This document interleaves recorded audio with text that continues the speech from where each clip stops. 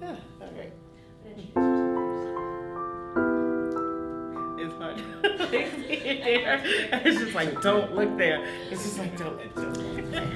Hello, my name is Nicole Edmonds. I work for ABC, Association to Benefit Children. It's a grassroots organization that specializes in whole family help.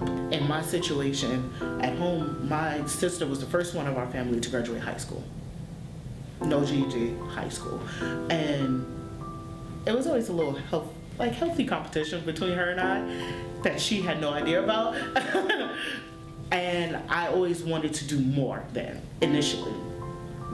And seeing her graduate, I was like, oh, I have to do that. I myself have born and raised in Brooklyn, New York. I was born to a mother who is ill-educated, has literacy issues even today, and has dealt with substance issues. So this was something that was also part of my neighborhood. This was something that was part of my family, and I seen it. And I never wanted to be a part of it, but I lived in it, and I had to live through it. In January High School, I had some pretty awesome teachers. One of my first teachers was this science teacher. He also was a dean, and he would literally see me cutting class and just like, don't you have somewhere to be? And I'm like, no, I'm off. I got class later. And he's just like, but you're here at school and you're on campus. It's like, come help me then. Just like, I don't want to help you. I'm about to go to the store. And he would always just be like, no, come help me. I need some help. I'm not gonna tell him no when I have a regents come in and he's like the head of the department. So just like, okay. And then he would like pull my schedule up and be like, oh, actually, you have class now. Yeah, you know what, you get there and you come help me later. So I had teachers that would like notice and would not accept it. Around the third grade, I had an amazing teacher who was so in tuned, and it's just like, you are not, out of the blue, she was just like, you are not your surroundings. You're Nicole. And you need to embody that, and you need to live that. Don't allow anything else to dictate who you are. And I had a lot of conversations with her, and she was just like, you have so much potential. Why wouldn't you use it? Why would you waste it? Why would you come here to waste it? And she actually was someone who introduced me to, I believe it's a book, but she just used it as a paraphrase. She said, have you ever heard people say, don't let they're gonna say, or they said. She's like, do you want to make them right? And I was like, who's them? And she's like, exactly. Growing up, a lot of things surrounded in my neighborhood and within my household definitely was not, there were barriers, but there was also motivators, as I said before.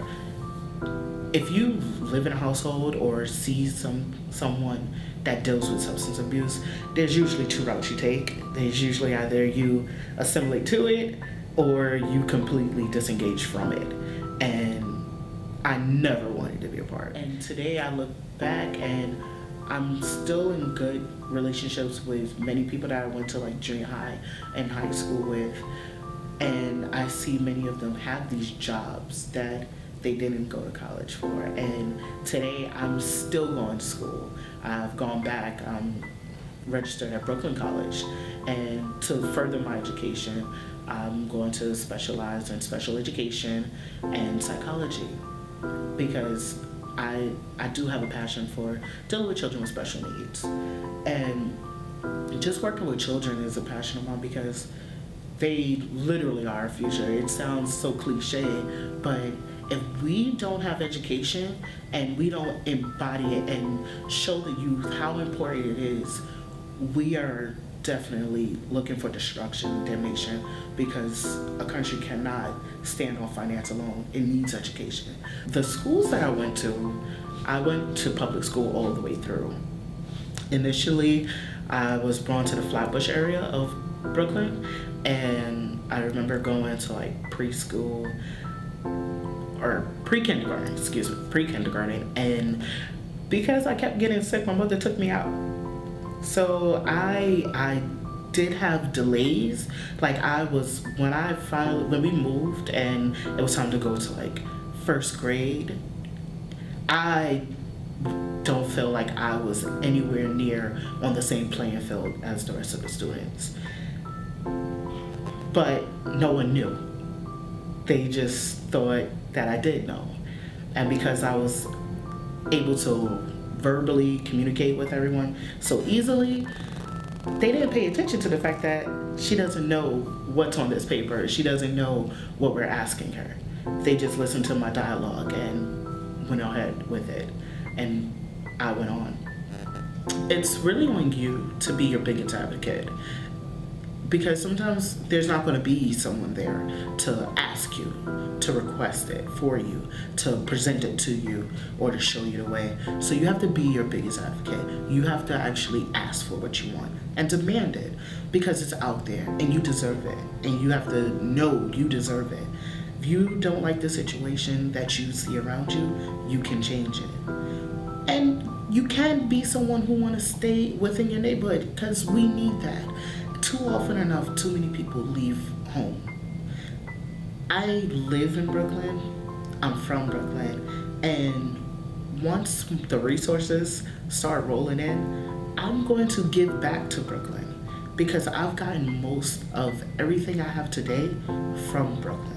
And I want to bring it back.